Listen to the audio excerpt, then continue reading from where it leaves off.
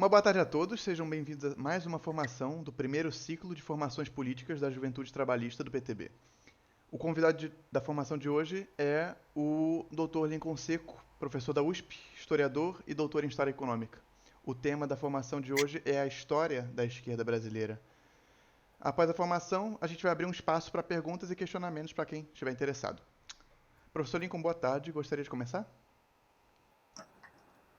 Muito boa tarde, Felipe, André e todos e todas presentes. Agradeço pelo convite. E temos aqui um tema de muito vasto, que eu vou tentar condensar num tempo curto, porque a formação da esquerda brasileira remonta a pelo menos 150 anos, no mínimo. Mas eu vou dar mais ênfase à formação dos partidos, né? O que já é uma parte da formação da esquerda, mas não é toda ela. Como acho que todo mundo sabe, o Brasil, até a década de 30, não era um país com partidos orgânicos constituídos de nível nacional.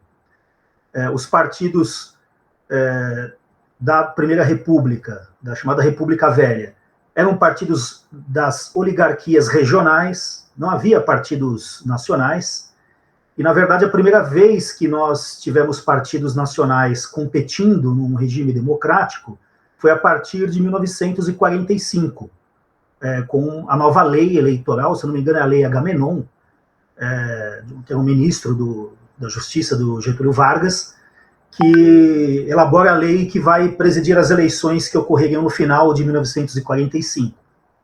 E é nesse ambiente que se criam os partidos principais de nível nacional, que foram o PSD, o PTB e a UDN, né, que eram os principais, havia outros, claro. Eu chamo a atenção, em primeiro lugar, para o fato de que na ciência política brasileira há sempre uma visão pejorativa dos partidos. Eu não estou generalizando, mas é muito comum, como se os partidos fossem só fisiológicos, eles não representassem setores de classes sociais, setores orgânicos da sociedade, e principalmente como se não houvesse uma continuidade, né, nessa história partidária brasileira. A título quase jocoso, é comum que os jornalistas digam que o velho PSD é muito parecido com o atual MDB.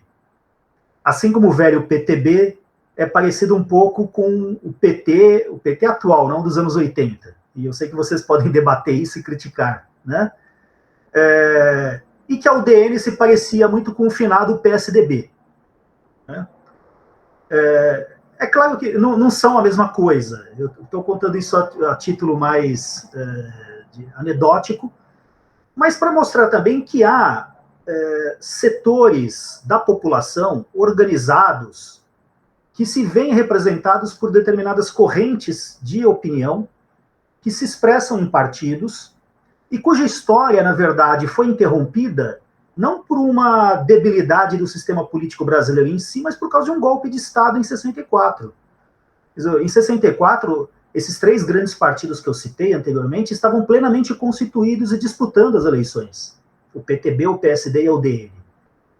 Assim como até 2016, o golpe de 2016, a gente pode dizer que no Brasil o MDB, o PT e o PSDB eram os principais partidos da disputa eleitoral e eles tinham uma referência em setores específicos da população. O PSDB dialogando mais com as classes médias, o PT no início mais com a classe operária, depois se expandindo por um campo popular na política brasileira, o MDB sendo um partido mais da casta política, mas também com um voto em algumas regiões do país, um partido ônibus, né, um partido mais sem uma definição ideológica mais precisa.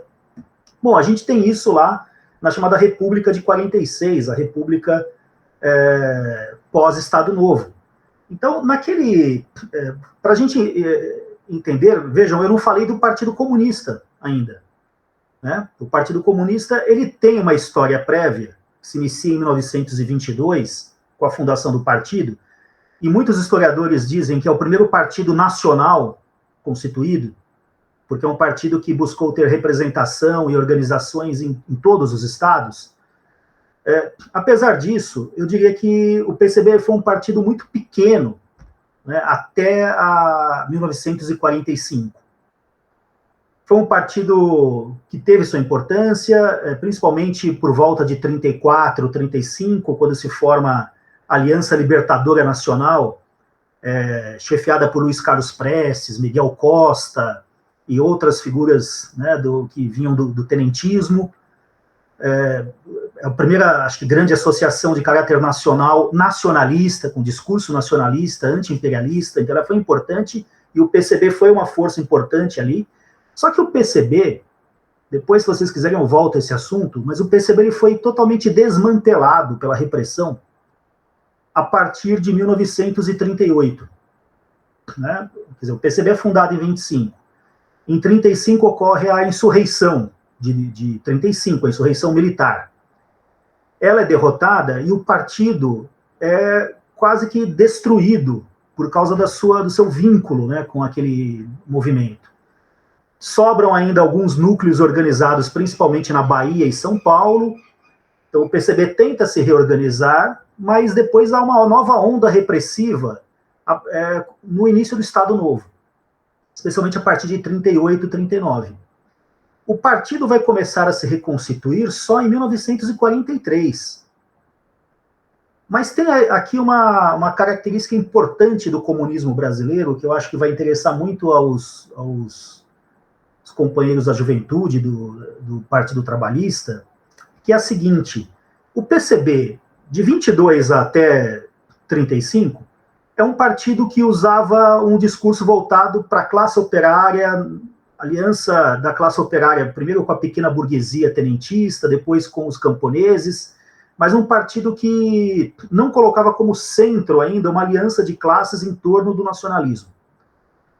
Já em 1936, portanto, depois da derrota da insurreição comunista, o Partido Comunista lentamente começa a modificar o seu entendimento da realidade brasileira e, pela primeira vez, fixa nos seus documentos a ideia de que a Revolução Brasileira teria que ser de natureza democrático-burguesa e baseada numa aliança do proletariado com a burguesia nacional. E mais, haveria eleição, né? Havia as duas candidaturas ali na sucessão do Vargas, o Armando Salles de Oliveira e o José Américo, e o PCB ficou discutindo qual candidato apoiaria. Tinha uma ala que queria apoiar o José Américo, outra o Armando Salles de Oliveira, que tinha sido interventor em São Paulo, que é o criador, aliás, da USP, né? Mas, independentemente disso, uma das coisas que o PCB começa a dizer, mesmo depois do golpe do Estado Novo, é que a relação com Getúlio Vargas não era uma relação tão simples assim de simplesmente ser oposição ao governo. Por quê? Porque os anarquistas e os comunistas, no início depois da Revolução de 30, eles são frontalmente contrários, claro, ao governo Vargas, ao governo provisório. Só que Vargas, mesmo antes da CLT, que é de 43, já começa a ensaiar algumas medidas de natureza trabalhista em 1931. Cria o Ministério do Trabalho, claro, né? Implanta algumas medidas que, inclusive, já geram uma oposição da burguesia industrial paulista, por exemplo. Quando o ministro Lindolfo Collor veio a São Paulo, se não me engano, acho que foi por aí, 31 ou início de 32, né? A elite paulista já estava praticamente rompendo com o governo, se preparando até para a Guerra Civil de 32, né? Mas a Federação das Indústrias de São Paulo pediu para o ministro do Trabalho suspender as leis trabalhistas, que já estavam sendo criadas. Então, qual que era a questão das leis trabalhistas? Elas estavam sendo criadas e o operariado estava aos poucos descobrindo que elas eram úteis para a defesa do salário, do emprego, da estabilidade. Ou seja, enquanto a esquerda dizia que era só algo para tutelar o trabalhador estava incorporando, né, essas leis como um patrimônio seu. É o caso da carteira de trabalho, né, que foi criada até com apoio da patronal, porque o Estado controlava a vida do trabalhador, mas com o tempo ela se torna um documento que o trabalhador usava para processar, às vezes, um empresário que não estava pagando salário, porque comprovava vínculo, né, empregatício. Você vê que é um instrumento que pode ter sido montado como algo de controle do trabalhador, mas o trabalhador virou isso a favor da classe trabalhadora. Então o Partido Comunista começou a perceber isso lentamente. O anarquismo, até por talvez não compreender isso em parte, declina, né, no final dos anos 20, em São Paulo um pouco depois, porque havia ainda uma presença importante dos anarquistas. Eles foram também heróicos na Primeira República, eles montavam sindicatos de resistência, mas eram sindicatos que não aceitavam vínculo com o Estado. Bom, então os comunistas, já antes da década de 40, eles começam a perceber que era preciso se aproximar da classe trabalhadora, levando em consideração que havia aspectos positivos ao lado dos negativos nas ações do Getúlio Vargas. E começam inicialmente a dizer, olha, temos que cobrar que Getúlio implemente aquilo que ele prometeu. Ou seja, já não se tratava mais de dizer somos contra totalmente o Getúlio. Não, o Getúlio prometeu tal direito, vamos cobrar isso, porque assim nós vamos dialogar com os trabalhadores. Bom, esse partido é desmantelado, como eu disse, 38, 39, com repressão, quedas, prisões, torturas de alguns dirigentes, e ele volta a se reorganizar no contexto de uma campanha de massas para a entrada do Brasil na guerra. O Partido Comunista faz uma célebre reunião chamada Conferência da Mantiqueira, né, em 43, e essa reunião era uma ala do partido, prestem atenção nisso, né, era uma ala do partido formada principalmente pelo chamado Grupo Baiano. Lembra-se que eu disse que Bahia e São Paulo foram os lugares mais preservados da repressão? Eu nem expliquei por quê, mas explico agora. É porque na Bahia e em São Paulo não houve insurreição. Em São Paulo haveria, até o partido cobrava que houvesse uma greve geral, alguma coisa, mas os comunistas de São Paulo resolveram não participar porque achavam que aquilo não daria certo. Bom, então a repressão maior foi no Rio de Janeiro, foi em Natal, foi em alguns estados do Nordeste, mas não na Bahia, né, e também não em São Paulo. Para vocês terem uma ideia, o Caio Prado Júnior, que era naquele momento vice-presidente da Aliança Libertadora Nacional em São Paulo, na prática ele era o presidente, né, o Miguel Costa constava como presidente, mas era o Caio Prado que dirigia, e ele era militante comunista. No momento da insurreição, ele nem estava em São Paulo, ele estava no Rio Grande do Sul fazendo trabalho de campo como aluno do curso de História e Geografia da USP. Ele era aluno da universidade naquele momento. Ele nem sabia da insurreição. Então o partido foi mais preservado, a estrutura, né, em São Paulo e na Bahia. O grupo, esse chamado Grupo Baiano, vem para São Paulo para ajudar a reorganizar o partido em São Paulo. Há muitas disputas, tem cisões ali que eu não vou detalhar aqui. Mas em 43, na verdade, havia duas linhas principais, tinha até outras, mas duas linhas principais de reorganização do PCB. Então, uma, que eram os comitês de ação de São Paulo, então, comitês de ação contra a carestia, a fome, enfim, foram comitês que o partido em São Paulo resolveu criar com uma consigna geral, assim, não falando de luta de classes necessariamente, mas para voltar a ter contato popular. Então, o Caio Prado, por exemplo, estava nesses comitês de ação, a intelectualidade de esquerda paulista, e do outro lado estava o grupo que realiza a Conferência da Mantiqueira para reorganizar o PCB, e esse grupo ganha a direção do partido porque entra em contato com Luiz Carlos Prestes e obtém o apoio do Prestes. E essa Prestes estava preso, como vocês sabem, mas o Prestes, mesmo em absentia, né, ele é declarado o secretário-geral do Partido Comunista do Brasil, embora ele não pudesse assumir, né, então assumiu lá provisoriamente um outro secretário-geral. O secretário-geral é o cargo mais importante na estrutura dos partidos comunistas, e no início de 45, Prestes é solto, né? E por quê? Porque a Conferência da Mantiqueira faz com que o partido coloque como elemento principal da sua tática política naquele momento o apoio a Vargas na luta antifascista, né? Já que o Brasil estava sendo pressionado a declarar guerra à Alemanha, declara e depois organiza a FEB. Os comunistas são, inclusive, sugerem-se que os comunistas, né, o partido sugere que os comunistas que podiam, que eles fossem como voluntários na FEB. E vários foram, né? Quadros históricos do partido que participaram da Força Expedicionária Brasileira. Bom, esse era o contexto, então, do lado do Partido Comunista ali na década de 40.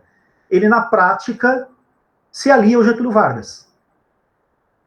E se alia também numa outra questão interna, que é a seguinte: vocês sabem também que em 45, início de 45, Vargas está sendo pressionado pela elite liberal a redemocratizar o país. Então tem o Manifesto dos Liberais Mineiros, de 43, tem várias movimentações políticas, inclusive de militares, pressionando Vargas a sair do poder para a redemocratização do país. Bom, surge naquele momento, início de 45, o famoso movimento querenista. Queremos Getúlio, né? Que, aliás, o marco inicial é São Paulo.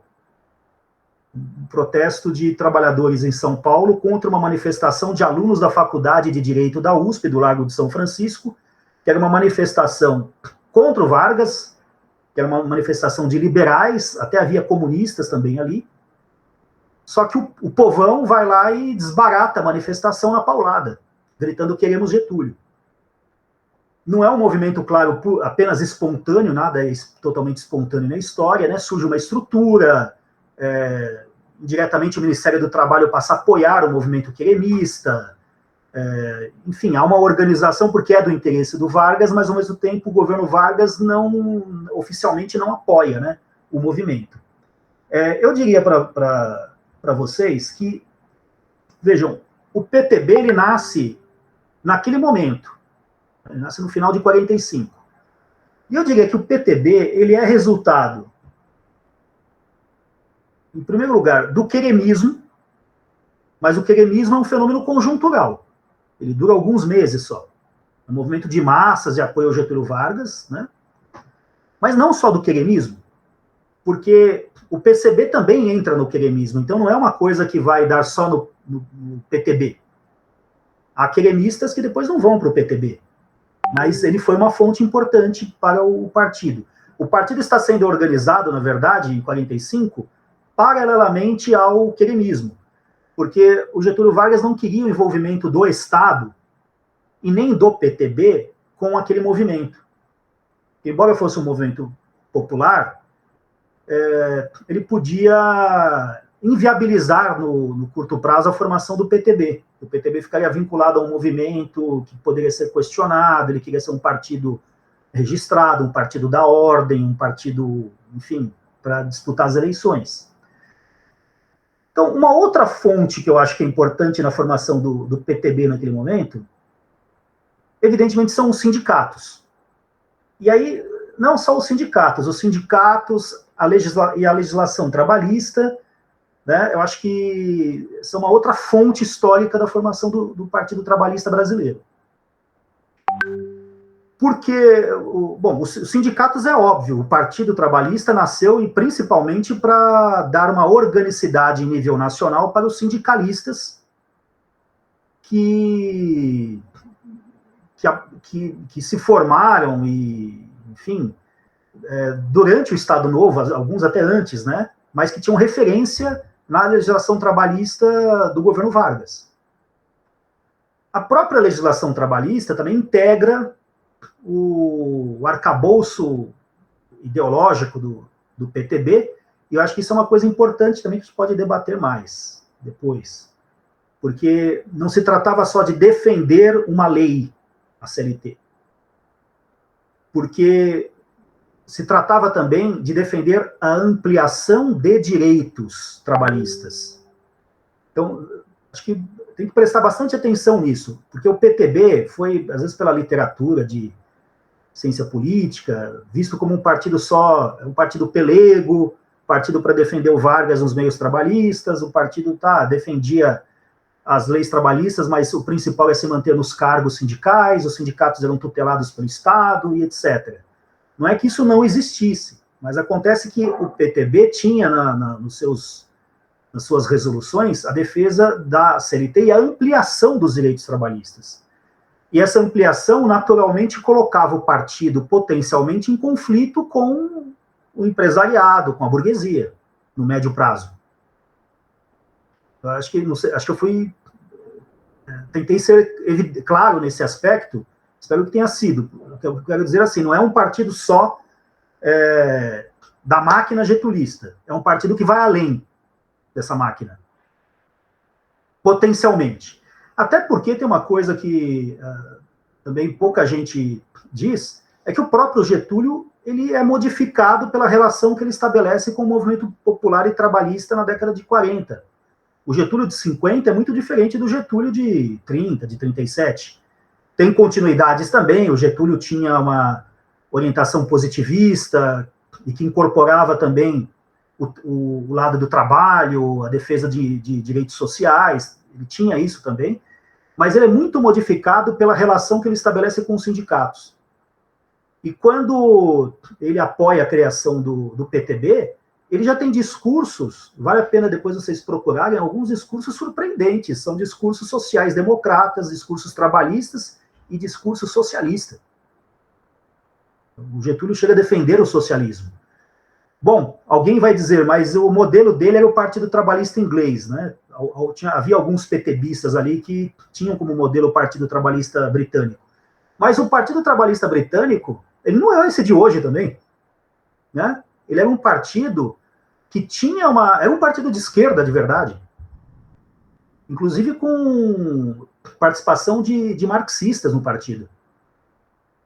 Bom, então, acho que isso esclarece um pouco essa relação do PTB com o Getúlio Vargas. Claro, nessa relação com o próprio Getúlio é uma fonte importante da formação do PTB. Então, tem uma relação com o ideário do Getúlio que envolve uma defesa da ordem, da conciliação de classes. O Getúlio buscava conciliação de classes. Mas isso não significa que ele controlasse, né, a sua base inteiramente em torno desses ideais. Outro elemento que eu destaco é a relação com o próprio Estado. É claro que o PTB ele tem uma força aurida da relação com o Ministério do Trabalho. Então, mas o Ministério do Trabalho ele foi criado também para defender o trabalho. Então, também é uma relação ambígua. Eu diria que o PTB tem ambivalência, tem ambiguidade, mas é dentro dessa ambiguidade que a gente vai encontrar aquilo que fez com que o partido se tornasse, ao longo do tempo, referência da classe trabalhadora no Brasil. Posso até, daqui a pouco eu vou dar uns números aqui eleitorais, mas quando a academia tem muito disso, né? A gente gosta muito, por exemplo, de contar a história do PCB, dos grupos pequenos, trotskistas, socialistas, tal, mas do ponto de vista eleitoral e para a classe trabalhadora, esses partidos não existiam. Com um senão em relação ao PCB. O PCB, em algumas regiões do país, Rio de Janeiro, especialmente São Paulo, tinha uma importância em muitos sindicatos. Então, o PCB atuou na organização de greves, e o PCB teve um aparato cultural impressionante na década de 50. Ele montou jornais, para vocês terem uma ideia, o PCB tinha jornais diários em várias capitais do Brasil. Tinha São Paulo, Rio de Janeiro, Belo Horizonte, Fortaleza, vários lugares o PCB tinha jornais diários, e eram jornais importantes, assim, não eram grandes jornais, mas eram jornais que tinham publicidade, às vezes do comércio local, lá tinha, o jornal ia para a banca, não era oficialmente do PCB, né, mas era um jornal oficioso do Partido Comunista. Então, é um partido que tinha um aparato cultural, montou gráficas modernas, tinha a editora Vitória, que publicava muitos livros, toda a literatura marxista, romances, né? Jorge Amado era do partido, então não era um partido que eu não quis dizer que não tinha importância, eu quis dizer que do ponto de vista eleitoral, como referência eleitoral da classe trabalhadora, não, aí era o Partido Trabalhista. Agora, os outros, então, as outras esquerdas, para além do PCB, essas eram só esquerdas intelectuais. É o caso do Partido Socialista Brasileiro. O Partido Socialista Brasileiro tinha uma... Não sei se vocês sabem, ele nasce junto com a UDN. Eles eram a UDN, União Democrática Nacional. O princípio fundamental da UDN, não é o nosso assunto aqui, não dá para desenvolver, mas era ser antigetulista. Eram os liberais antigetulistas. Na formação da UDN está lá estão os trotskistas, os socialistas e até alguns comunistas de São Paulo. Só que o próprio Caio Prado, acho que chegou em reunião inicial, mas depois, como ele era muito fiel ao partido, muito disciplinado, quando o partido proibiu qualquer conversa com liberais e decretou apoio ao Getúlio, aí ele voltou para a linha do partido, né? Mas tinha ali até comunistas. Astrogildo Pereira, por exemplo, apoiando a UDN. Então a UDN tinha uma aura de PSDB, daí a brincadeira, né? O PSDB ele se apresentava como um partido meio de esquerda no final dos anos 80. Esquerda do MDB, não era isso, né? Então a UDN tinha, mas a UDN era antigetulista. E o PSB, depois ele se forma, né? A esquerda democrática, depois PSB. O PSB, por exemplo, tinha figuras que foram antigetulistas e antitrabalhistas até 64, ou a vida toda. É o caso do grande crítico de artes plásticas, o Mário Pedrosa, que era trotskista histórico, que apoiava o Lacerda contra o Getúlio. Escrevia no jornal Estado de São Paulo. Então, mas a brincadeira é a seguinte, o Antônio Cândido, né, um antigo crítico literário, professor da USP, ele contava que, porque ele era próximo desse grupo dos socialistas, esquerda democrática, disse que uma vez ele estava andando ali pela Praça da República, em São Paulo, tinha ali um canteiro de obras, e estava escrito, precisa-se de trabalhadores ou de operários, né, a placa, né? E aí ele estava andando com os colegas e disse que um comunista que estava junto com eles falou assim, olha, essa placa vocês têm que colocar no partido de vocês, né? Precisa-se de trabalhadores, porque só tem intelectual no PSB. Então, acho que isso é um registro importante, porque por mais que a gente possa criticar a atuação do PTB, e tinha mesmo também a participação de elementos que eram mais à direita, tinha o peleguismo em alguns sindicatos, sem dúvida, mas o PTB era a expressão da classe trabalhadora daquele período, né? Bom, também acho que há uma autora, que eu trouxe até o livro dela aqui, a Lucília de Almeida Neves Delgado, não sei se vai dar para aparecer. Enfim. Mas ela escreveu o PTB do Getulismo ao Reformismo, um bom livro, tem a Maria Vitória Benevides, também escreveu o PTB em São Paulo. Mas nessa literatura, a gente às vezes encontra uma formulação de que uma outra fonte de formação do PTB seria o anticomunismo. Eu queria discutir isso. Primeiro que eu acho que o termo está errado. Anticomunismo é uma operação de caricatura do comunismo para combater tudo aquilo que é a favor da classe trabalhadora e do povo. O anticomunismo não é uma negação determinada do comunismo. Ele usa o comunismo só como uma máscara para combater tudo aquilo que é popular. Bom, dito isto, alguns autores falam que o Getúlio teria criado o PTB para impedir que a classe trabalhadora fosse para os braços do Partido Comunista. Que o Getúlio teria percebido o seguinte, olha, o PCB, de maneira muito ardilosa, entrou no movimento querenista, apoia o Getúlio para poder conquistar a classe trabalhadora. uma leitura que se fazia. Porque o Getúlio tinha, o Getúlio não é o Getúlio, né, mas uma boa parte dos dirigentes do Estado Novo, regionais, criaram o PSD. O Partido Social Democrático era um partido que tem inspiração também no Getúlio Vargas. Alguns dizem que era a mão direita do Vargas, o PTB a mão esquerda. Mas o medo que se dizia que havia no varguismo é que ele perderia o controle da classe trabalhadora por causa da ação do PCB. Porque, notem, o PCB, de fato, o Prestes foi brilhante naquele momento.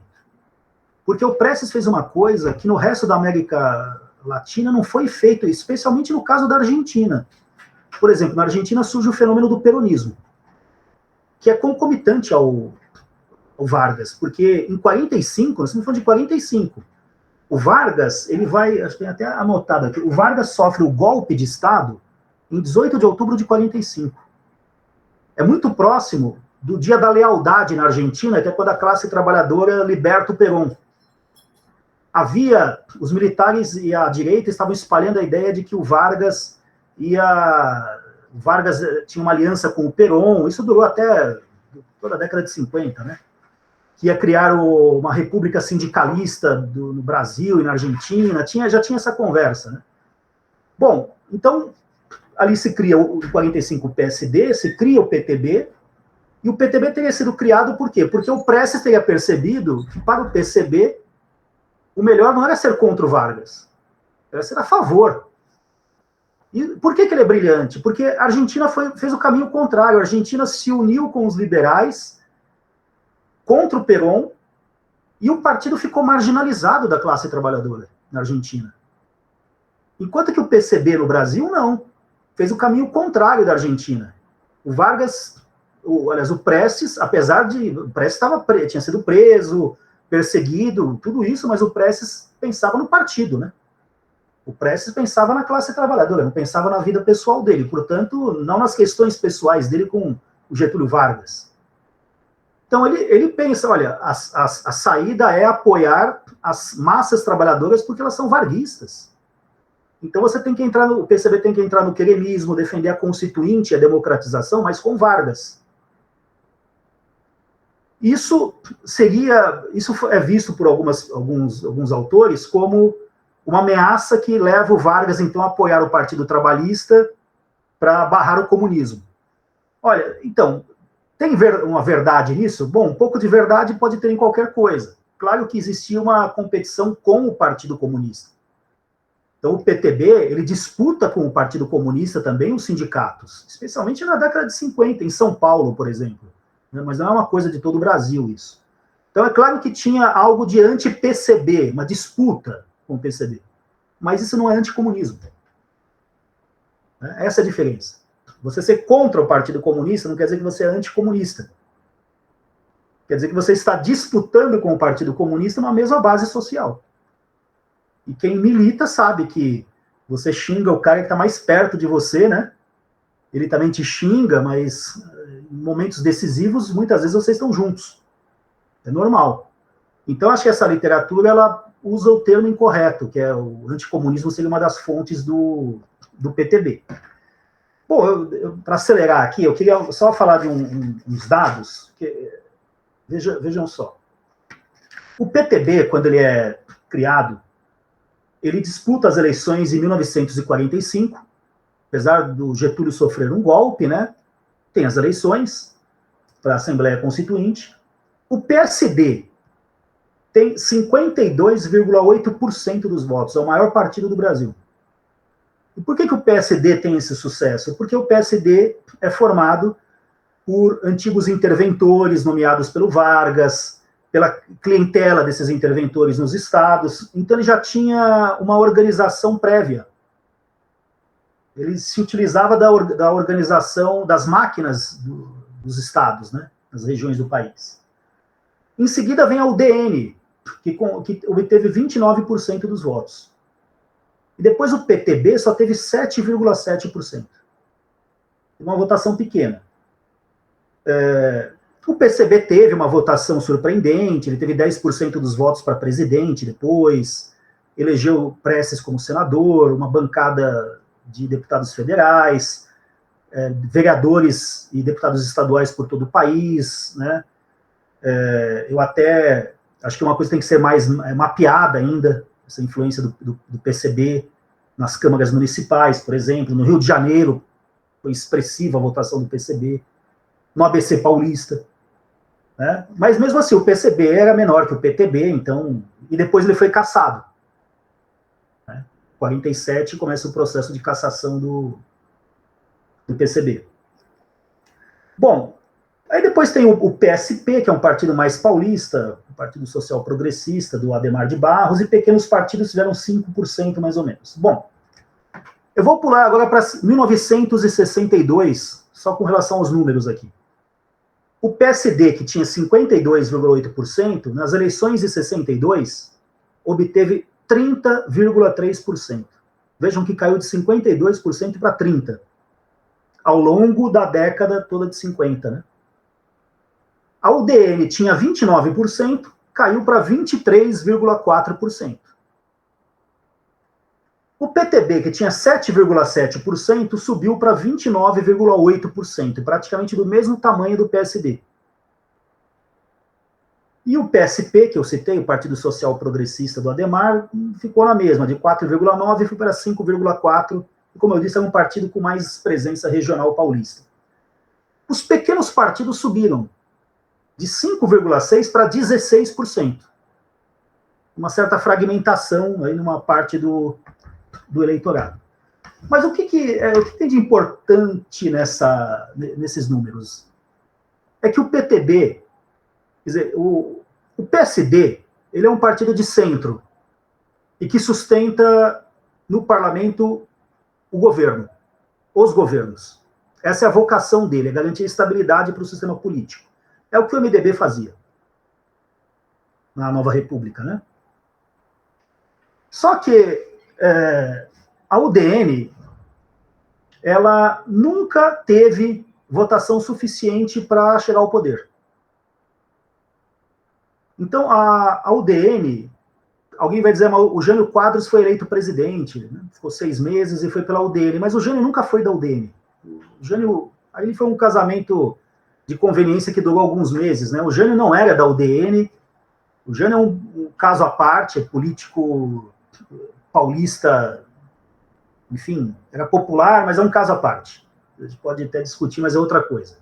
Então, a UDN sofria de um fenômeno que era a frustração eleitoral, que é o fenômeno da direita brasileira. A direita brasileira lança candidato, só ganha quando tem um cochilo do povo.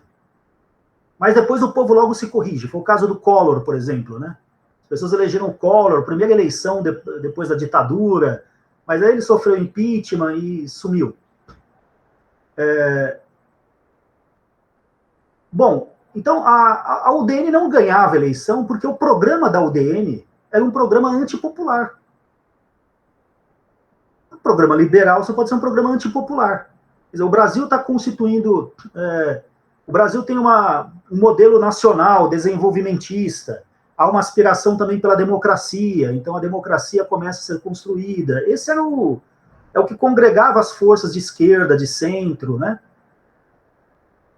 Esse é o modelo, mas a UDN não. A UDN, portanto, a razão de existir da UDN era ser contra o Getúlio Vargas. Quando o Getúlio Vargas morreu, era ser contra o trabalhismo, o João Goulart, enfim, contra aquilo que representava a classe trabalhadora.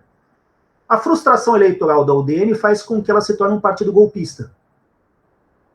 E é um golpismo que já é inaugurado em 50, na eleição de 50, quando a UDN queria impedir de qualquer jeito a posse do Getúlio Vargas.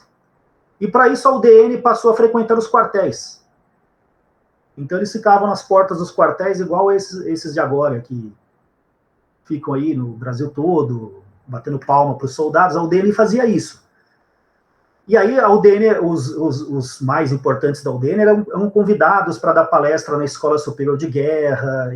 Então esse conluio entre militares e a oposição antivarguista começa a se fortalecer na década de 50. O PSD começa a enxergar no PTB, porque o PTB passa a ter voto, como seu aliado. natural.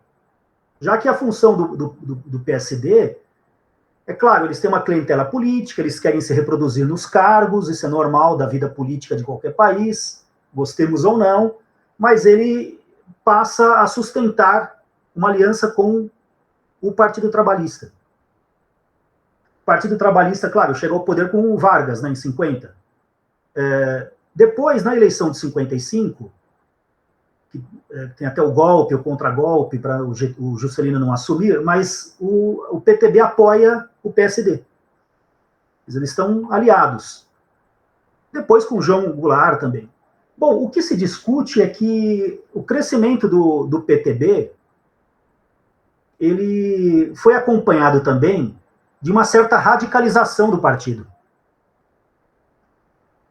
Cada vez mais, o partido se tornou expressão do movimento popular, do movimento estudantil, claro, do movimento operário, e as reivindicações foram aumentando, elas não cabiam mais naquele leito estreito da conciliação de classes que o Getúlio inicialmente achava que era fundamental para manter um projeto nacional desenvolvimentista.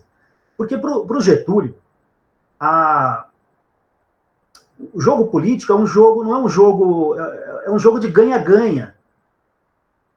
Ele acreditava, sinceramente, que o nacional-desenvolvimentismo interessava a burguesia nacional, como diziam os comunistas, né? Olha aí a capa do livro. O Getúlio acreditava nisso, mas acreditava que a afirmação do modelo nacional desenvolvimentista era por dentro da ordem. E agora da ordem democrática. Só que isso não se revelou possível. Né? Quer dizer, a própria morte dele já revela isso. Porque a UDN e os oficiais entreguistas das Forças Armadas não toleravam que a classe trabalhadora adquirisse direitos.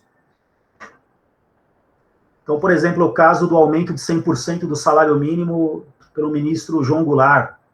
Isso ocasionou no Exército um manifesto, chamado Manifesto dos Coronéis, inacreditável. Isso devia ser dado em escola, você pegar um manifesto e falar assim, teve um grupo de oficiais que fez um manifesto contra o aumento do salário mínimo, porque eles diziam que o trabalhador ia se aproximar muito do nível salarial deles, e que isso não pode. Era um manifesto pela desigualdade. E fez parte de toda a pressão contra o Getúlio Vargas. Né? Eu não vou aqui ensinar o Padre Nosso ao Vigário, que vocês conhecem a Carta Testamento. Os últimos discursos do Vargas já são muito radicais. Um dos últimos, que é um dos mais bonitos discursos que ele fez, ele diz basicamente que depois dele é a classe trabalhadora no poder. Procurem esse discurso. Um discurso muito, muito bom. Então, há uma radicalização crescente, porque é uma radicalização do outro lado, da extrema-direita. O Getúlio em si não radicaliza o governo dele é de conciliação. Né? Mas a direita se radicaliza cada vez mais. Então, dão o golpe contra o Getúlio em 54, o Getúlio susta o golpe através do suicídio, a população sai às ruas, né? Contra os golpistas, que não é só que o Getúlio se mata e o golpe para. A população entende o recado do Getúlio, vai às ruas, ataca os golpistas, caça o Lacerda, que foge do país, ataca as sedes do Partido Comunista, que naquele momento estava com um discurso antigetulista, e logo se corrige e passa a apoiar o PTB e o PSD, e o Juscelino. Em seguida vem o governo Café Filho, que era um Michel Temer da época, traidor, né? E o Café Filho participa de uma trama golpista com os militares, né, para impedir a posse do Juscelino, ao contragolpe do Marechal Teixeira Lott, a posse do JK, com apoio do Congresso. Isso é importante, porque houve um contragolpe militar, mas o Congresso não estava a favor do golpe. O Congresso deu posse para o presidente do Senado, porque ele era a favor da posse do Juscelino. Então, os principais partidos apoiavam a posse do Juscelino, só que em 64 não. Então, vejam que o golpe de Estado, para dar certo, ele precisa de ter o apoio dos setores majoritários da vida política, além do empresariado, enfim, né? Não são só os militares.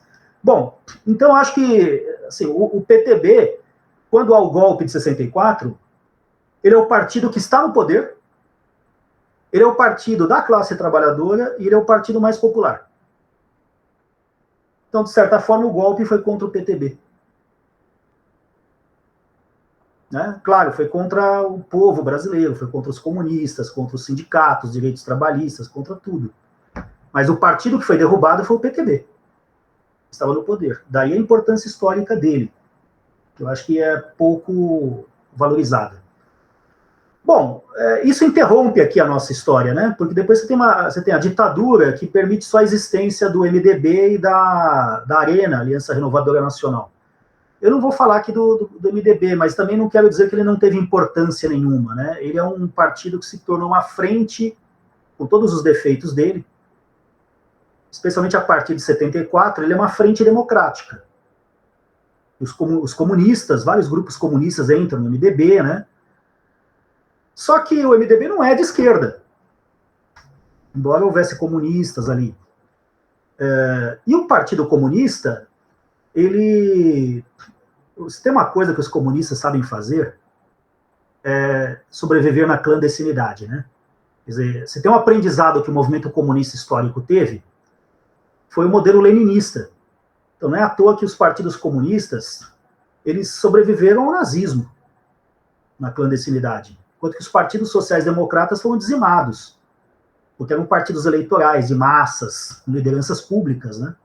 Então, na década de 70, o PCB sobrevive na clandestinidade, mesmo tendo parte do seu comitê central assassinada depois, e no interior do MDB, lançando candidatos a vereador, apoiando candidato a prefeito, elegendo deputado.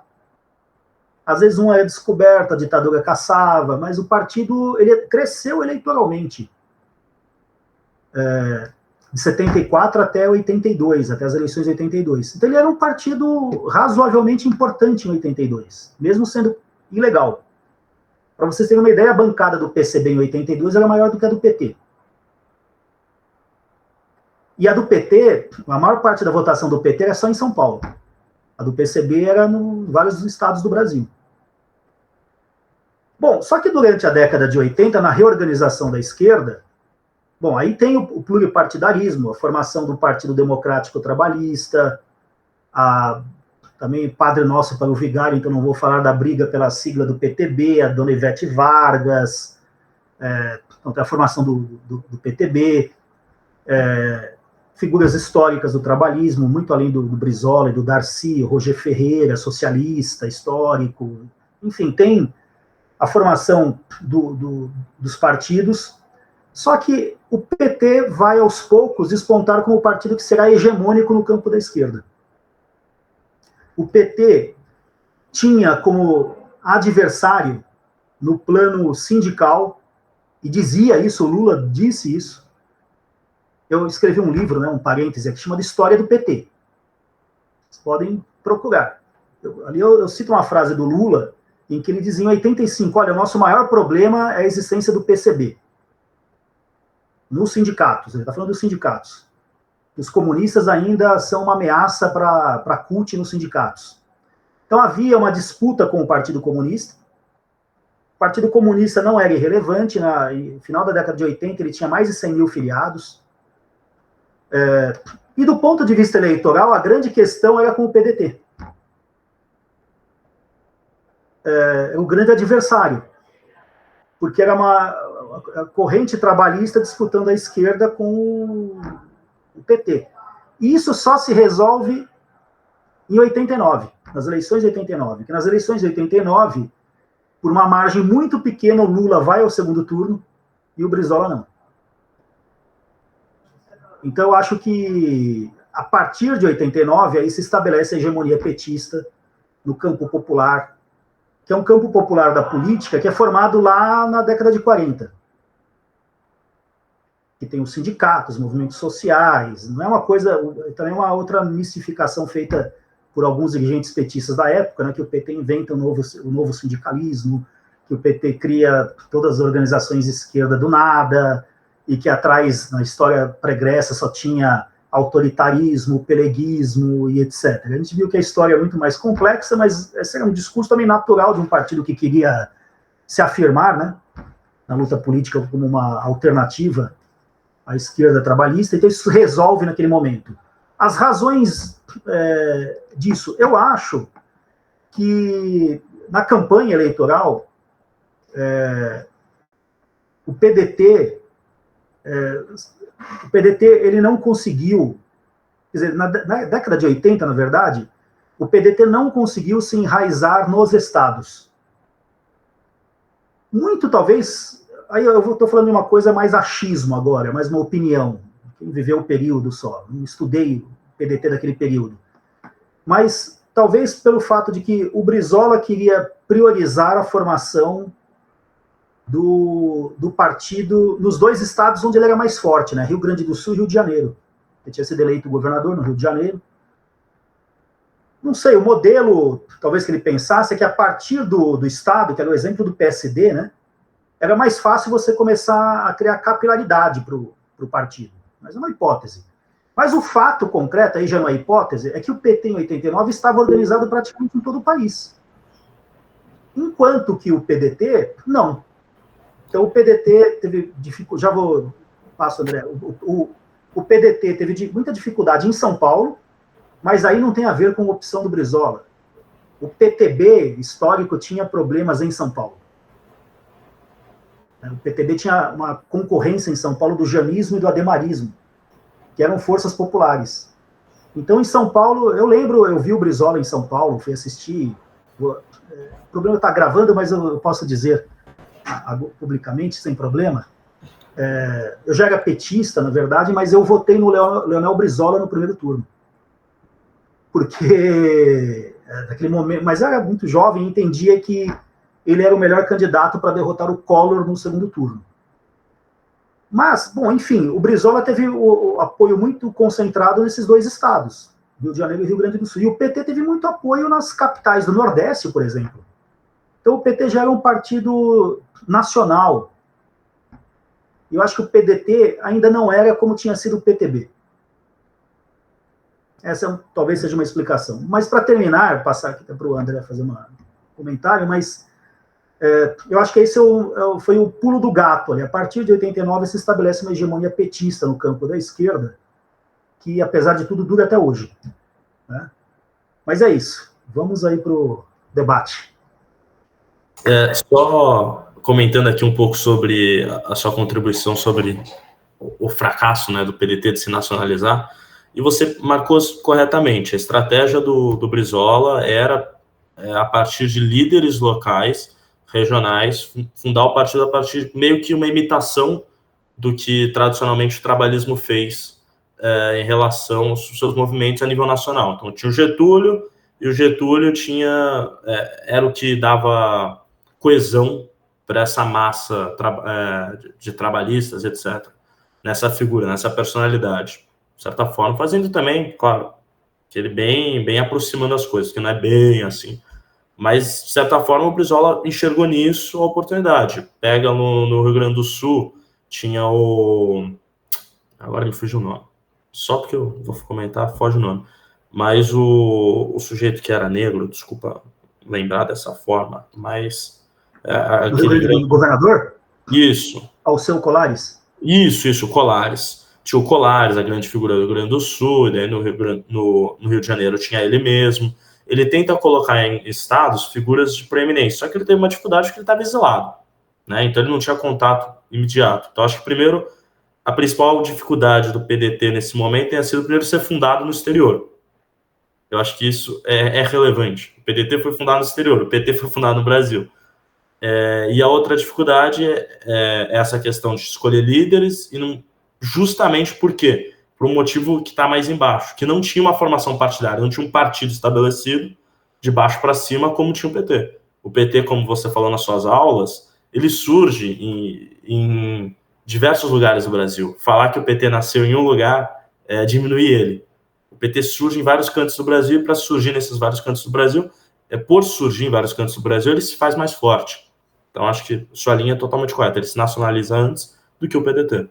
E aí é o grande erro do PDT, talvez, que levou a derrota por míseros detalhes. Mas, enfim. Passar a bola aí para o Felipe agora, eu acho. Vai fazer a intermediação.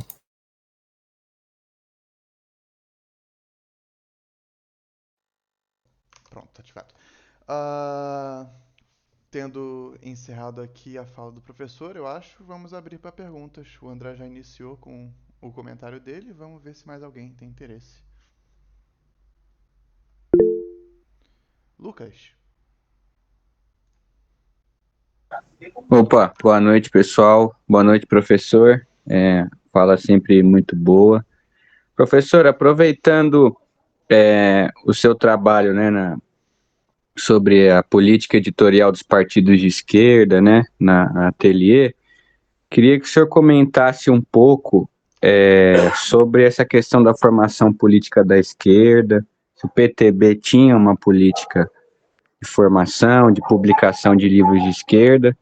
E uma última questão, se eu pudesse comentar um pouco mais sobre essa relação entre os trabalhistas e os comunistas, né? A gente tem exemplos aí no CGT, tem alguns outros exemplos também, sobretudo nesse período que o Caroni chamava, né, de República Liberal, né, de 45 a 64. Então seriam essas duas aí. Obrigado aí, ótima primeira exposição. Posso já falar? Acho que sim, como o quórum aqui não é tão grande, vai respondendo direto, melhor do que em... Sim. Bom, Lucas, obrigado pela excelente pergunta. Primeiro, em relação ao trabalhismo, eu acho que há pouquíssima pesquisa sobre a formação ideológica do trabalhismo no Brasil. Há alguns estudos que apontam até uma experiência trabalhista desde o início do século XX, né? Alguns estudos sobre o Alberto Pasqualini, que foi um pensador trabalhista brasileiro, mas acho que, especialmente sobre os livros, por exemplo, os jornais, enfim, acho que isso é uma coisa que tem que ser mapeada e pesquisada. Tem muito mais estudos sobre o PCB, por exemplo, né, como você bem notou ao citar o Edgar Caroni. E com relação a os comunistas e os trabalhistas, os sindicatos, o que eu posso dizer é o seguinte: o Partido Comunista, inicialmente, em 45, ele cria o MUT, Movimento Unificado dos Trabalhadores, que é uma tentativa de uma pré-central sindical, uma tentativa de organizar a atuação dos comunistas nos sindicatos, mas com a proibição do Partido Comunista, grande parte desse trabalho se desfez. Também havia uma circunstância em 45. 45 é um ano de explosão de greves. Inclusive tem um ex-aluno meu, o professor Fernando Sarti Ferreira, que está pesquisando uma coisa que na literatura não aparecia. Uma onda de greves impressionante no ano de 45. Então os trabalhadores estavam se movimentando, estavam usando a legislação trabalhista para reivindicar. Os trabalhadores estavam radicalizando, não é à toa que o PTB surge. Surge também para organizar, né, essa luta. Só que, como eu disse, o PCB ele foi colocado na ilegalidade e também adotou uma linha política esquerdista do final dos anos 40 até a morte do Getúlio, que era uma linha antissindical. O PCB era contra a participação nos sindicatos pelegos, sindicatos oficiais, etc. Aos poucos, os militantes comunistas foram desfazendo essa linha na prática, porque o sujeito era sindicalista, era comunista, estava numa fábrica, um militante comunista numa fábrica, por exemplo. Todos os trabalhadores tinham referência no sindicato. Aí ele ia falar contra o sindicato, ele não falava com os trabalhadores. Então eles começaram a perceber que tinham que participar dos sindicatos. Até que o PCB, depois do congresso que faz em 54, especialmente depois de levar um corretivo do povo após a morte do Getúlio, né, reorienta a sua linha de atuação.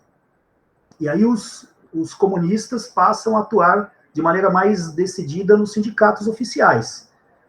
E já estavam fazendo isso à revelia do partido em muitos casos. A grande greve de 53 em São Paulo foi organizada também principalmente por comunistas, né, nos sindicatos. E o período, portanto, que os comunistas atuam mais, de 55 até 64, nos sindicatos, é um período em que eles têm que colaborar com os trabalhistas. Então, eu diria que no meio sindical há uma aproximação muito grande dos trabalhistas e dos comunistas nesse período. Então, o período do JK até 64.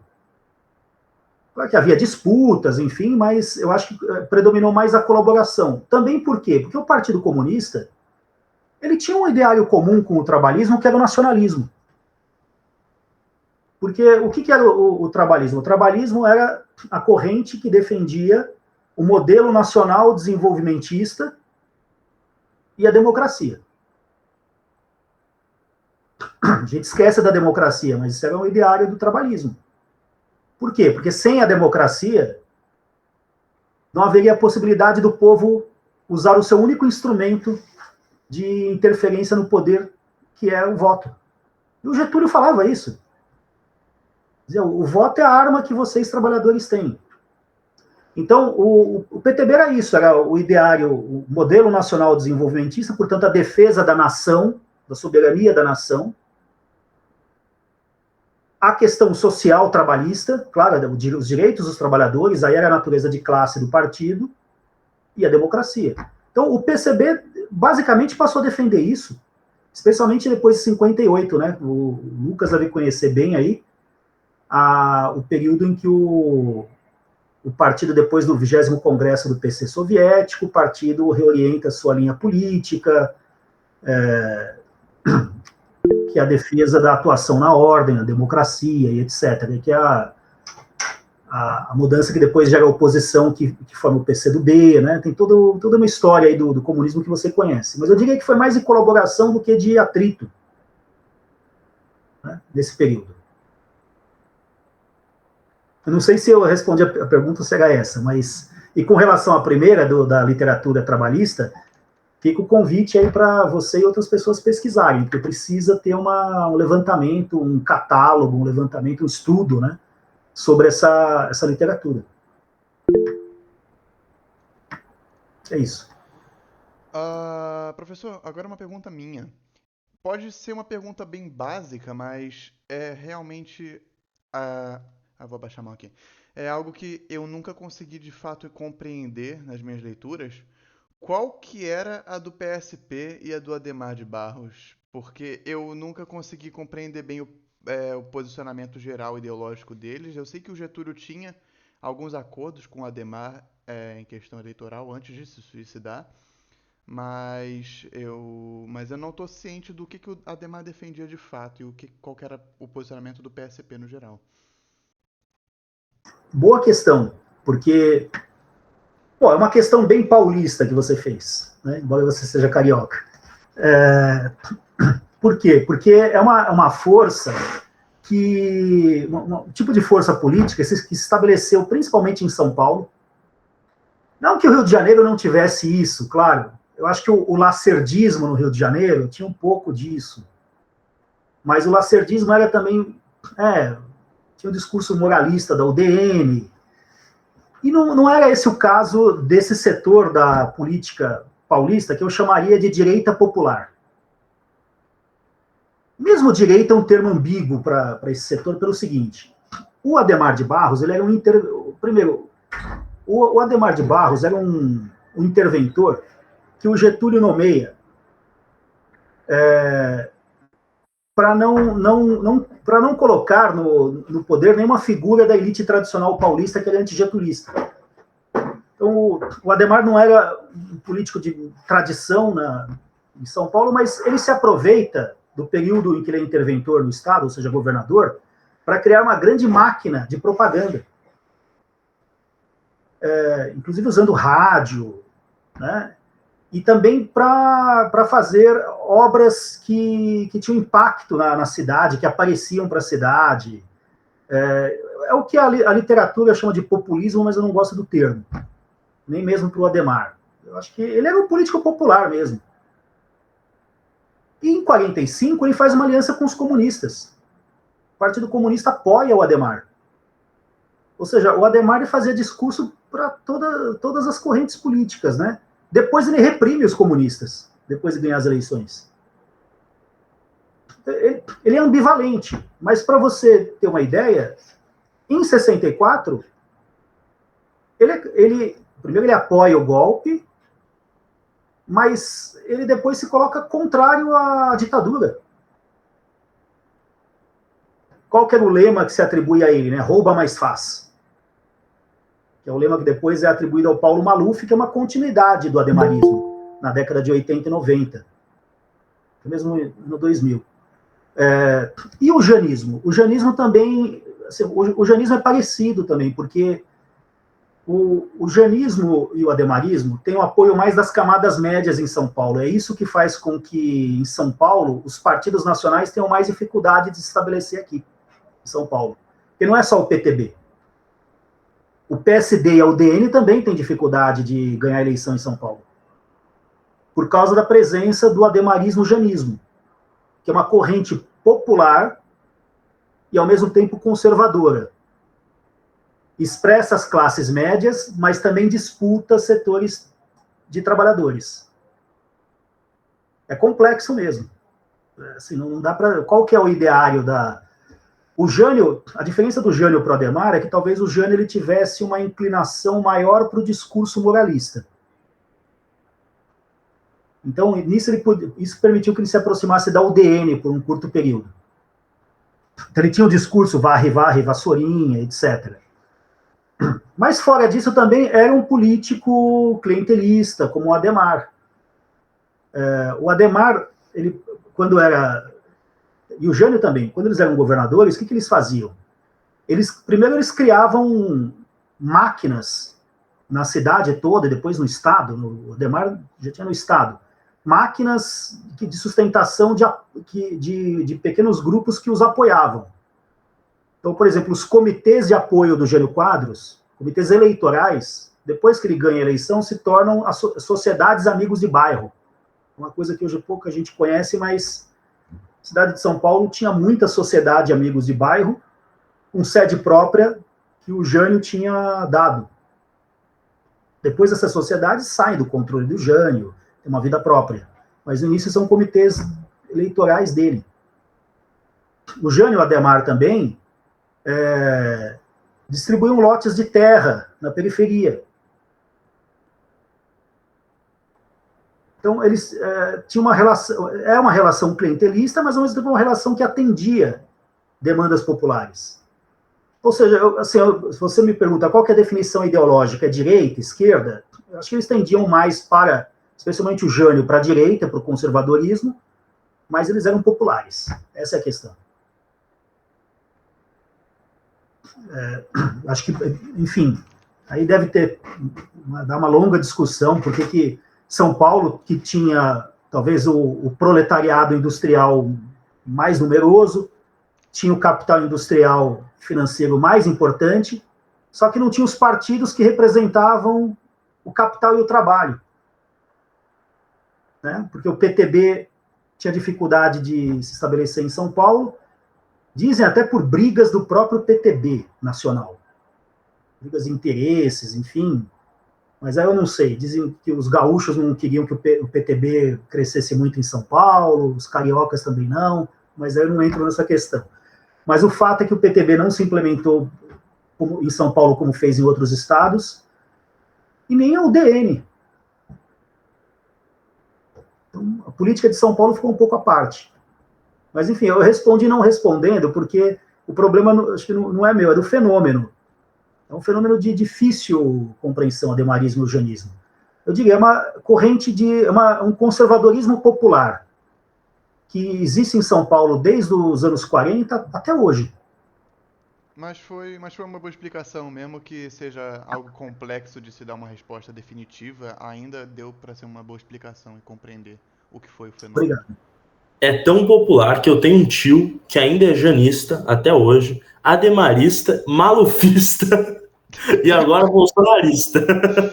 Vai ser bem popular. Até hoje o cara não se esquece, não morreu para ele. Você falou, se volta hoje, eu volto no Maluf. Ele fala assim. O Russomano tentou, não sei se vocês conhecem, né? O Celso Russomano foi candidato em São Paulo, ele tentou herdar o malufismo, né? Mas não conseguiu. O Bolsonaro herdou. O Bolsonaro, o Nunes agora nas eleições deste ano talvez seja o candidato dessa corrente, que vai ter os votos, né? Mas não é popular, né? Não, é diferente. É diferente. O Jânio Quadros, por exemplo, tinha o que o pessoal chama o physique de rôle, né?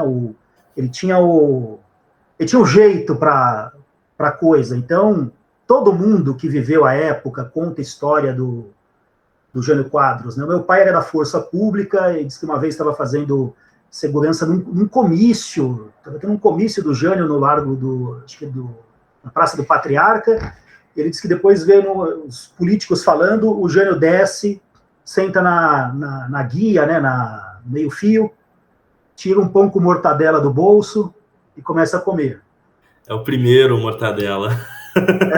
Então esse era o Jânio Quadros, né? O Adhemar também era muito popular.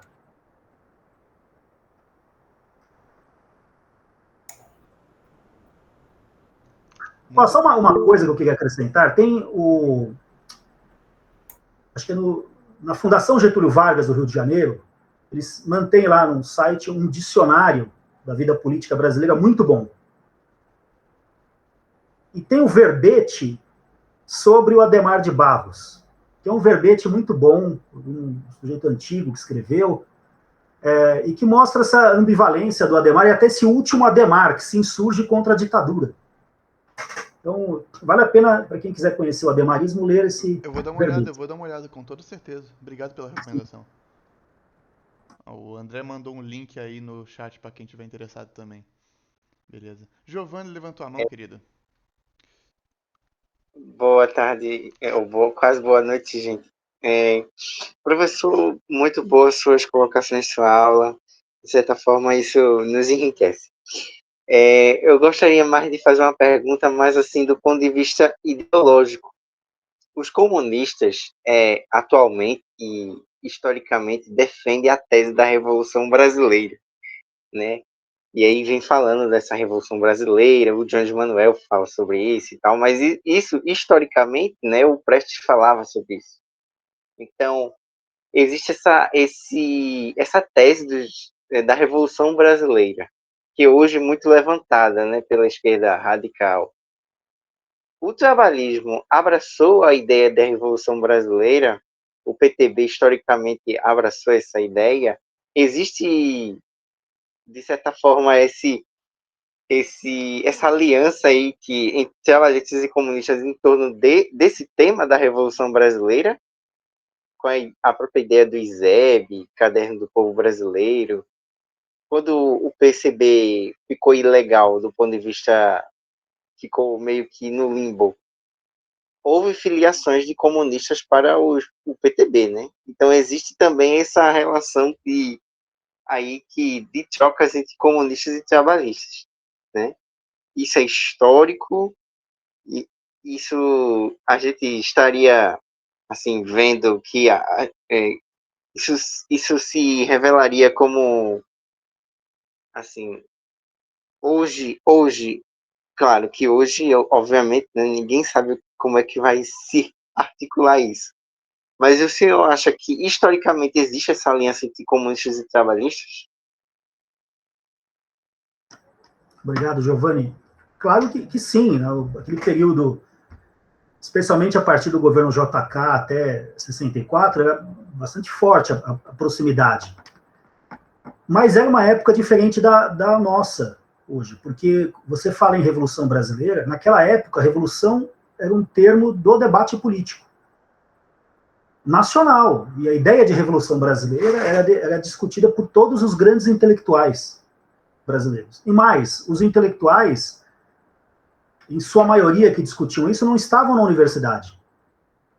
Eles eram intelectuais, alguns eram militares, como Nelson Werneck Sodré, editores, como Caio Prado Júnior, dirigentes partidários, como Carlos Marighella, Mário Alves, dirigentes trabalhistas, como eu citei o Pasqualini, mas não eram professores universitários. Um ou outro, talvez, podia ser. Então já tem uma diferença. Então, primeiro, que era um debate de uma intelectualidade que estava para além da universidade. Segundo, que era um tema que estava na disputa política, diferentemente de hoje, porque hoje quem fala em Revolução Brasileira? Claro, você falou, alguém fala, mas setores marginais, né? Você não vê esse debate entre os grandes partidos. E o que era a Revolução Brasileira, afinal? Quer dizer, se eu pudesse buscar um termo mínimo para defini-la, que havia muita disputa em torno disso, claro, mas é o conjunto de transformações estruturais que a sociedade brasileira precisava, independentemente de qual a forma. Havia muita divergência sobre a forma. Especialmente depois do golpe, porque aí entra a questão da luta armada. Mas, independentemente da forma, o conteúdo da Revolução Brasileira é esse. Então, nacionalismo, soberania, democracia, desenvolvimento. Esse é o conteúdo da Revolução Brasileira. Se tornou diferente nos anos 80. O PT, principalmente, nos anos 80, criticava muito o modelo nacional desenvolvimentista, a herança varguista nos sindicatos. Ele se contrapôs a tudo isso, defendendo um socialismo meio etéreo, não definido, né? Mas afirmando a luta de classes, a radicalidade na tática. Acho que o PT é isso. O PT foi mais radical na tática nos anos 80. Mas o programa mesmo do PT devia muito a essa herança. E hoje muito mais, né? Hoje, depois que o Lula, já na primeira década do século XXI, sujou a mão de petróleo, né? Como o Vargas, ele fez uma ligação, né, com esse passado. Mas, enfim, naquele momento, isso era algo do debate. Então, são as transformações estruturais que o Brasil precisava para ser uma nação soberana e com o povo incluído na cidadania. Hoje, não há um consenso do que seria a Revolução Brasileira. E não é um tema muito debatido. A não ser, como você disse, né? Pequenos partidos, algumas pessoas debatem, acadêmicos, mas não é um tema dos partidos. E deveria ser. Se eu pudesse dar uma opinião puramente pessoal, quanto mais for radical a forma proposta hoje para a Revolução Brasileira, menos ela é execuível.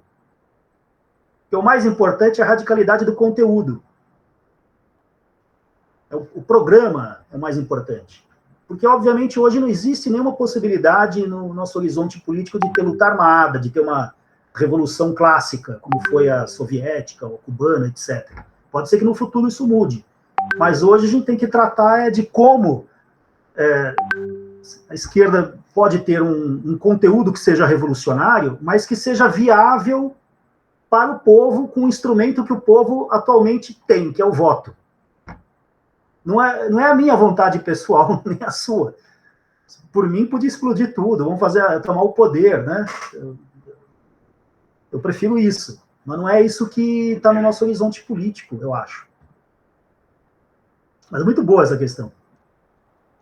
De fato, a ideia de Revolução Brasileira é algo que, assim, né, tem sido resgatada hoje, mas não é por intelectuais, assim, da mídia, intelectuais da esquerda, do ponto de vista das mídias independentes, mas é mais pela parte mais radical e mais marginal da esquerda, né? E aí que entra, né, talvez a crise da esquerda atual, o que ocorra, seja por não ter esse discurso radical na boca das lideranças de esquerda, né, atualmente, né? E aí é que entra toda essa questão, né? A questão é como massificar isso, né? Agradeço, André, aí pelas dicas aí, biográficas aí no chat. Obrigado. Acho que uma pergunta para encerrar é o nosso aqui companheiro Felipe fez a pergunta sobre o PSB, né? O PSB ele surge na década... Falando do PSB atual agora. Partido Social Desculpa? Progressista. Então eu vou fazer sobre o PSB. Relaxa. Vai lá, perguntou.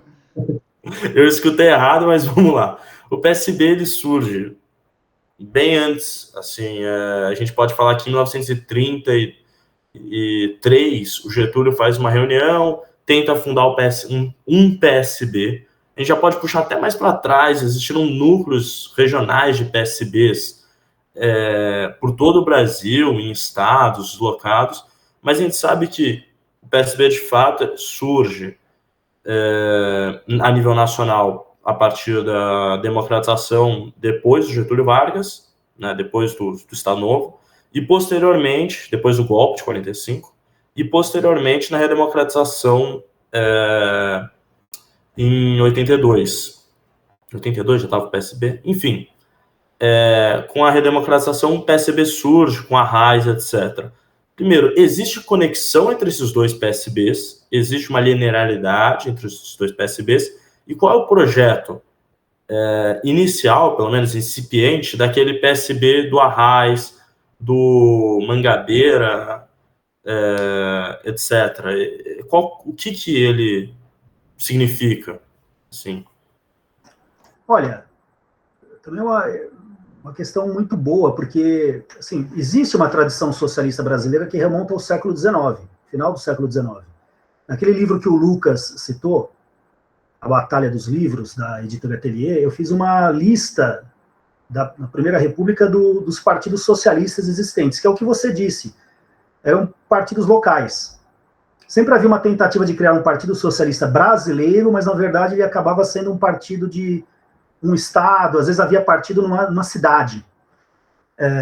Refletia muito a fragmentação política da própria República Velha.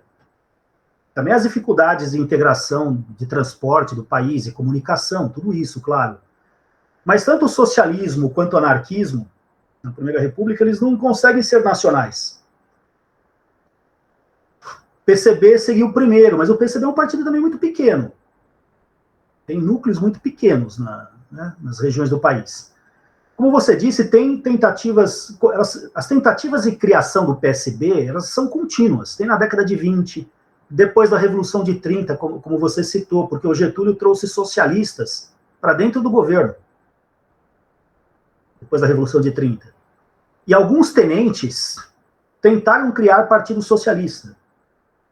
Um deles é o tenente Cabanas, que participou da Revolução Paulista de 24. Ele nunca foi muito próximo do Getúlio, mas ele participou da tentativa de criação do PSB na década de 30 e depois ele foi deputado eleito pelo PSB na década de 50. Então, há uma continuidade, eu não diria organizativa, mas há uma continuidade ideológica. Tanto é que você citou, o Mangabeira é um socialista da década de 50. E aí ele reorganiza o partido na década de 80, com a RAIS. Acho que nós temos uma tradição histórica socialista, foi interrompida pelo golpe de 64, como todas, mas eu afirmaria que há essa continuidade. É o mesmo caso do campo popular que o PTB representou naquele momento. Eu acho que ele tem uma continuidade dele nos anos 80, 90, até hoje. Como eu disse, um cientista político europeu vai falar assim, não, aqui é tudo, tem nada de continuidade, tem golpe, acaba tudo. Não é verdade, porque, veja, o setor popular, político, de massas, que é principalmente urbano, mas vai se espalhando pelo campo também, ele se forma na década de 40. Talvez já depois da Revolução de 30 o embrião disso, o início. Mas na década de 40, porque é quando se cria a lei eleitoral, tem os partidos, disputas eleitorais, etc. Isso é interrompido pela ditadura, mas o povo não é interrompido pela ditadura. Essa é a questão. Então o povo, quando tem direito de voto, o que ele faz? 74 vota no MDB, porque era um partido, tinha conservadores, liberais, mas também tinha algo, era contra a ditadura. Vem os anos 80, tem a disputa, trabalhismo, PT, etc. E depois, nos anos 90, é o PT que passa a representar isso. Então, tem um esforço contínuo acho que da população, do setor popular mais organizado, de base, em se ver representado por uma força política. E é plural mesmo, o setor popular é plural. O socialismo é uma dessas tradições que permanece. Acho que quem tem dificuldade não é o povo, são os partidos. Né? O povo está lá disposto, muitas vezes, a dizer, ó, faça o certo, né? Quer dizer, nós estamos aqui, faça o certo. Mas muitas vezes, a maioria das vezes até, né, a esquerda não faz o certo. Esse é o problema. Você apresenta um programa, a população vota, aí você implementa outro programa. Aí o povo, eu avisei, era aquele programa, eu votei naquele programa, você implementou outro programa. Isso aconteceu com a eleição de 2014, por exemplo. Acho, já que estamos terminando, André, deixa eu aproveitar e falar que acho que uma coisa que tem na tradição trabalhista que foi abandonada e está voltando de maneira envergonhada ainda é o nacionalismo. Porque no Brasil tem uma tradição também marxista muito crítica do nacionalismo, por causa dos limites que os comunistas viam no nacionalismo, etc. Mas aí eu sempre cito uma velha frase do Lenin: existe uma diferença entre o nacionalismo da nação opressora e o nacionalismo da nação oprimida. Hoje, especialmente depois da crise de 2008 e também da pandemia, os países estão se reindustrializando, se armando. Como é que você vai dizer que não existe questão nacional, que ela não é importante? Nacional popular, né? Não o nacional de elite dos militares de 64. Eles quebraram essa ligação do nacional com o popular. Acho que a ditadura foi muito bem sucedida nisso. Ela separou o nacional e o popular. Então, que a esquerda vinha construindo até 64. É o que tem que voltar. Popular, a esquerda consegue ser. Agora precisa defender a nação. Tá certo isso. A democracia, o desenvolvimento, tudo isso está articulado com a soberania nacional. O Brasil tem que ter indústria. É um tema que a gente não tratou aqui porque não deu tempo. Né? O tema da desindustrialização. O Brasil não vai voltar a ter aquela indústria que tinha nos anos 80, mas tem que ter um outro tipo de indústria. Então, autonomia. Esse eu acho que é o grande legado do Getúlio Vargas, né? Perfeito, perfeito. Muito bem colocado. Professor, muito obrigado, de verdade. Acho que falo em nome de todos aqui quando digo que isso foi uma aula sensacional, muito esclarecedora. E que, enfim, muita coisa que você falou vai ficar remoendo na minha cabeça nas próximas semanas. Mas, enfim, se ninguém tem mais nada a colocar, pelo visto não, então. Ó, Felipe, eu tô para você fazendo quase uma faculdade nesse ciclo de formação USPiana, que já veio já veio o Quartins de Moraes, o filho do Quartins, acho que você conhece. Foi meu aluno. Foi seu aluno. Agora vem você vai se formar por Porto, mas também vai se formar por São Paulo. Eu vou ter uma graduação honorária da USP, eu vou ter que fazer uma requisição depois.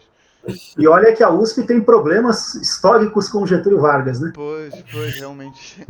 Especialmente a Faculdade de Direito. Mas, muito obrigado para vocês e força aí na organização. Muito obrigado, professor. Muito obrigado mesmo. Bom, então é isso. A aula vai estar gravada para quem quiser requisitar depois. E para quem estiver assistindo isso gravado, por favor seguir a JT em suas redes sociais, @JT Nacional. E é isso, uma boa noite para todo mundo e até a próxima.